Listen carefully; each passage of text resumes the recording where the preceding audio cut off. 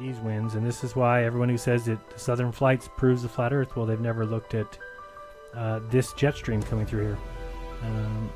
164 kilometers an hour, 141, 211, 195, 160, 134. So you're talking about 100 miles per hour or more, helping these planes along. And then when they go back the other way, this flight takes so much longer, but I think they just go up a little bit higher, because once you get up near 45,000, then you get a better, you get a better route this way.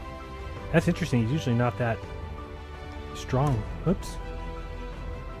Wow, that looks really dialed in. Look at that. But you can go this way now, see? And this is why this flight takes 14 hours going here. And I just want a real quick look back at the globe, because this looks all nice and orderly. Let's see how the globe makes any sense. And of course it doesn't. I mean, what sense would this make? Why would this kind of whipping be going around down here but not up here?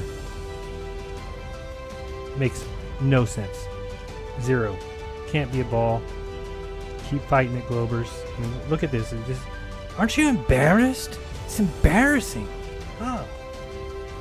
I mean, you know, it's going around the outside. It's not. Why wouldn't it do the same thing here? What could possibly happen to an Earth spinning this way? Number one. I mean, look which way the winds are going, folks.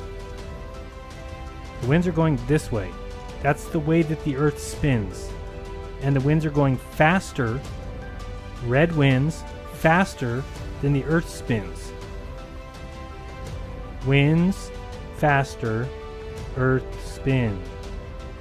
Impossibilidad. It's impossible.